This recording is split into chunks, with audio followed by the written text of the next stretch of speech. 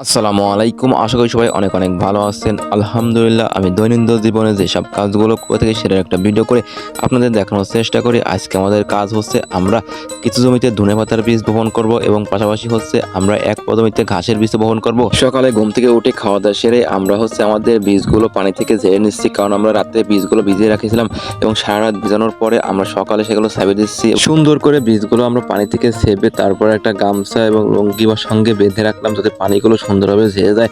তারপর আমরা চলে যাবো হচ্ছে আমাদের জমিতে। তার আগে আমাদের ইঞ্জিলটা ঠিক করতে হবে, কারণ হচ্ছে আমাদের বীজ বপন করার পরপরই জমিতে সেচ দিতে হবে। এর জন্য বাড়ি থেকে আমরা ইঞ্জিলটা একটু পরীক্ষা করে নিচ্ছিলাম যাতে ইঞ্জিলটা জমিতে নিয়ে যাতে কোনো সমস্যা দেখা না দেয়, যার জন্য বাড়ি থেকে আমরা ইঞ্জিলটা স্টার্ট দিয়ে নিলাম।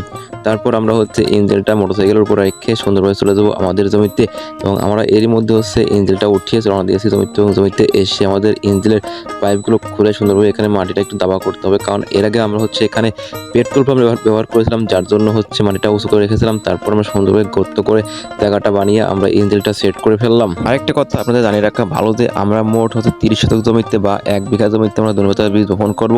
এছাড়া হচ্ছে আধা পাকের জমিতে আমরা ঘাসের বীজ বপন করব।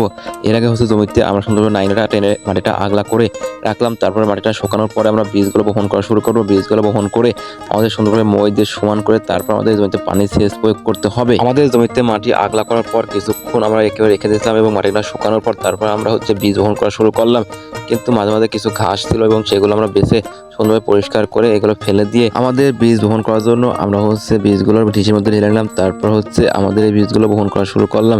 এর মধ্যে হচ্ছে আমরা অর্ধেক জমির বীজ বপন করে ফেলছি, বাকি অর্ধেক জমির বীজ বপন করে সুন্দরভাবে মই দিয়ে সমান করে রাখতে হবে। রাখা শেষে আমাদের জমিতে আবার সেচ প্রয়োগ করতে হবে। আমাদের জমির কিছু ময়লা আবর্জনা ছিল সেগুলো আমরা আগুন দিয়ে পুড়িয়ে দিলাম। তারপর হচ্ছে আমাদের মইটা কমপ্লিট করে মই দেওয়া শুরু করে দিলাম। এরই মধ্যে আমাদের জমি প্রস্তুত করা এবং বীজ বপন করার কাজ সম্পূর্ণ শেষ হয়ে গেছে। আমরা মোট 1 বিঘা জমিতে ধনেপাতার বীজ বপন করেছি।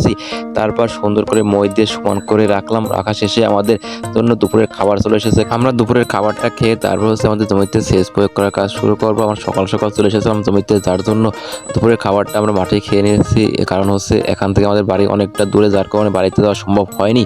এর মধ্যে হচ্ছে আমাদের খাওয়ার কাজ কমপ্লিট করেই আমরা আমাদের জমিতে সেচ প্রয়োগ করার কাজ সম্পূর্ণ শুরু করে দিলাম। আমাদের মোট হচ্ছে 1.5 বিঘা জমিতে সেচ প্রয়োগ করতে হবে। এর মধ্যে হচ্ছে আমাদের সম্পূর্ণ বীজ বপন করার কাজ শেষ হয়েছে, তারপর আমরা প্রয়োগ করার কাজ শুরু করে দিলাম। এছাড়া হচ্ছে আমাদের ঘাসের বীজ বপন করা এখনো বাকি আছে, যার কারণে আমরা সেচটা স্টার্ট করে দিয়ে আমাদের ঘাসের বীজ বপন করা শুরু করে দিয়েছি। আমাদের এই হচ্ছে 12 শতক জমিতে ঘাসের বীজ বপন করতেছি এবং ঘাসের বীজ বপন করা শেষ করে আমাদের এই জমিতেও সেচ প্রয়োগ করতে হবে। এরই মধ্যে হচ্ছে আমরা প্রায় জমিতে সেচ প্রয়োগ করার কাজ সম্পূর্ণ শেষ করে ফেলছি। সবাই ভালো থাকবেন এবং আমাদের জন্য দোয়া করে আমাদের ফসল বেশি বরকত দান করে। আসসালামু আলাইকুম রহমতুল্লাহি।